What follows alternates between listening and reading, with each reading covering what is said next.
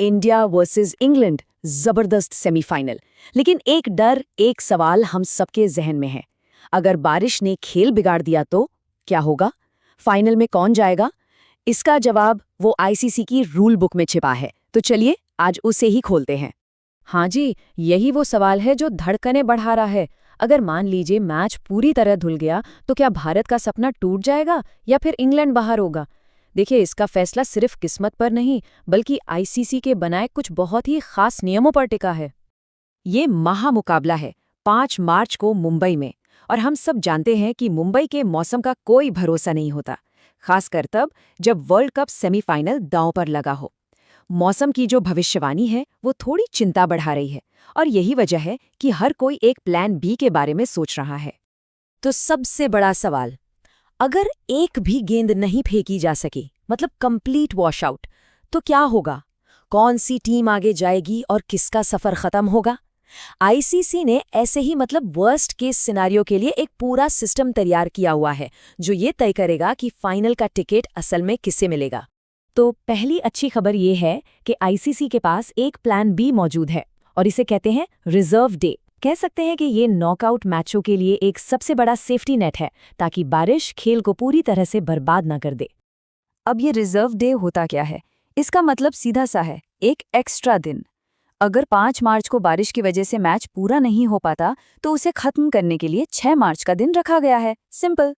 और सबसे जरूरी बात यह है कि मैच नए सिरे से, मतलब 0 से शुरू नहीं होगा। मान लीजिए 5 मार्च को भारत ने 5 ओवर खेले थे और बारिश आ गई, तो 6 मार्च को खेल छठे ओवर की पहली गेंद से ही शुरू होगा। मैच ठीक वहीं से आगे बढ़ेगा जहां पर वो रुका था।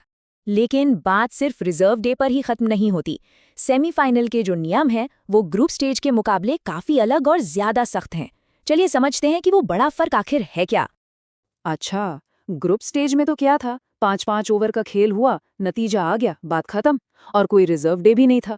लेकिन भाई ये सेमीफाइनल है, यहाँ दांव बहुत बड़ा है, तो नियम भी सख्त हैं।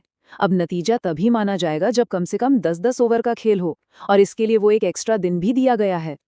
बस इस नंबर को अच्छे से याद रखना है, 10। सेमीफाइनल में नतीजा हासिल करने के लिए दोनों टीमों को कम से कम 10 ओवर तो खेलने ही पड़ेंगे। इससे एक भी गेंद कम हुई तो कोई रिजल्ट नहीं माना जाएगा। और आईसीसी मैच को पूरा कराने के लिए हर कोशिश करेगा। दोनों दिनों को मिलाकर कुल 250 मिनट का एक्स्ट्रा टाइम दिया गया है, यानी 4 घंटे और 10 मिनट। मतलब पूरी कोशिश की जाएगी कि किसी भी तरह 10-10 ओवर का खेल तो हो ही जाए। लेकिन अब आता है वो सवाल जो किसी भी फैन को डरा सकता है।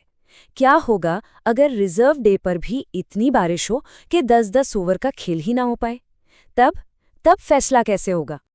अगर बल्ला और गेंद फैसला नहीं कर पाए तो फिर आईसीसी का आखिरी नियम सामने आता है। ये वो नियम है जो बिना एक भी गेंद फेंके ये तय कर देगा कि फाइनल का टिकट किसे मिलने वाला है। तो पूरी प्रक्रिया कुछ इस तरह है। पहली कोशिश 5 मार्च को मैच पूरा करने की, वो नहीं हुआ तो 6 मार्च को रिजर्व डे पर। शर्त यह है कि कम से कम 10-10 ओवर का मैच हो, और अगर ये भी नहीं हो पाया तो फिर फैसला सुपर 8 की पॉइंट्स टेबल के हिसाब से होगा। यही है वो आखिरी टाई ब्रेकर। अगर 2 दिन की पूरी कोशिश के बाद भी 10-10 ओवर का मैच नहीं हो पाता है तो जो टीम अपने सुपर 8 ग्रुप में टॉप पर रही थी वो सीधे सीधे फाइनल में पहुंच जाएगी।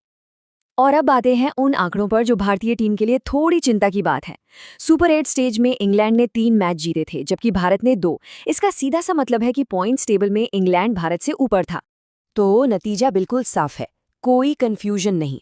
अगर बारिश की वजह से मैच रद्द हो जाता है तो सुपर 8 की बेहतर रैंकिंग के आधार पर इंग्लैंड फाइनल में चला जाएगा, और टीम इंडिया का सफर यहीं खत्म हो जाएगा।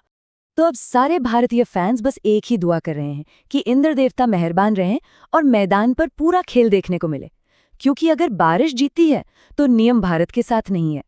अब देखना यह है कि किस्मत आखिर किसका साथ देती है।